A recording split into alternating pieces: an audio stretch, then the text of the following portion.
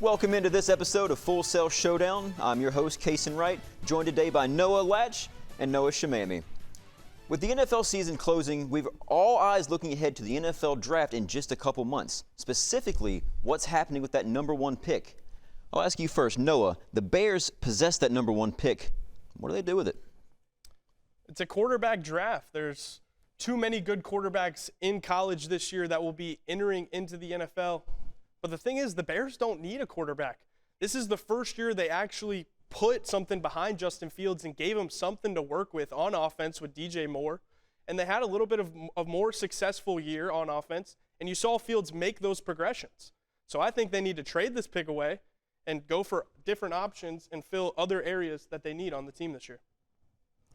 Noah, you mentioned they built around the success for him to have, and what was their record, like 7-9 or 7-10, 6-10?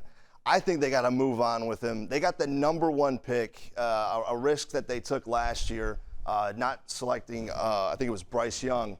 And I think they already tried to build everything around Justin Fields. I think it's time to just move on, get Caleb Williams. Like you said, it's a quarterback draft.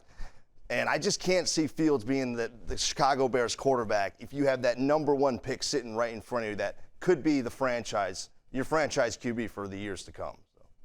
See, my problem with that is you bring up a guy like Bryce Young, and the difference between Bryce Young and Justin Fields this year is Justin Fields, you can see that he has those years of experience prior in the league. Oh. And you can tell that when he's making his checkdowns. So if you go get a guy like Caleb Williams, you're 2-3 years behind again because you have to wait for this guy to get the years of experience in the league. They've already put their pennies behind Justin Fields. They've waited the time for him to have the experience. Give him something to work with. What has he had?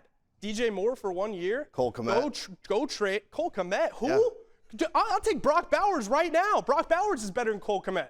What do you mean? Go trade down, get a cornerback in Cooper DeJean, go get Kool-Aid, go get Marvin Harrison, and actually build a team that this kid can win with. Because you've never done that. You've never given him a chance to do that. But you can also get a quarterback who could be, I mean, obviously, last year he had an okay year, but he's been primed to be the best quarterback in the past, 3-4 drafts. Bryce Young, on the other hand, he was in debate with C.J. Stroud, and I think I got to go with Caleb Williams as my final verdict here. It's been risky business in recent years, taking a QB with that first overall pick. Just last year, we saw the Panthers mess that up. C.J. Stroud looking nice, though, so you don't have to take him one overall. Staying in that division, though, who do you think is going to be the best quarterback in the NFC North heading into next season? Kason, as a Detroit native, I've got to go with the Green Bay Packers quarterback in Jordan Love. That's right. Good answer. Jared Goff has all the pieces around him with Sam Laporta, a top 3 offensive line that was second in sacks allowed this year. He's got a Pro Bowl, all-pro wide receiver in St. Brown. And on the other hand, you've got the Aaron Rodgers successor, Jordan Love, who came out of nowhere this season to get to the divisional round against the 49ers. Who do you have? Romeo Doubs, Christian Watson. I mean, who's this? Luke Musgrave? Oh, Luke Musgrave. What a player that is for Jordan Love. I mean, he just turned things really into nothing. And he was able to get them. And if you put Jared Goff on the other side for the Packers, I don't see him doing what Love did this year. I 100% could not agree with you more. This division has taken a total twist from this year. If we were talking about this last year, I don't even think it would be a debate. We would all be in on Kirk Cousins right now. Everybody was so high on Kirk Cousins after last season and heading into this season. And look where we are now. Now we're talking about Goff, and we're talking about Jordan Love, a guy who just started his first full year. So I think Love did great. He passed for 4,100 yards, 32 touchdowns, and only 11 interceptions. I mean, what more can you ask for from this guy in his first year starting? As an NFC North guy, man, you saw Brett Favre. I didn't really get to see him.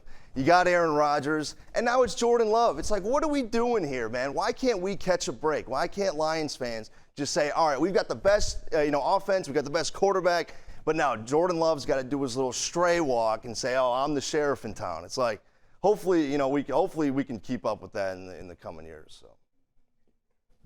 I'm glad at the end of the day we still are sane, even if it comes at the cost of a Lions fan, perhaps seeing a third straight Hall of Fame QB come through Green Bay. Keep it here for another episode of Full Sail Showdown right after this.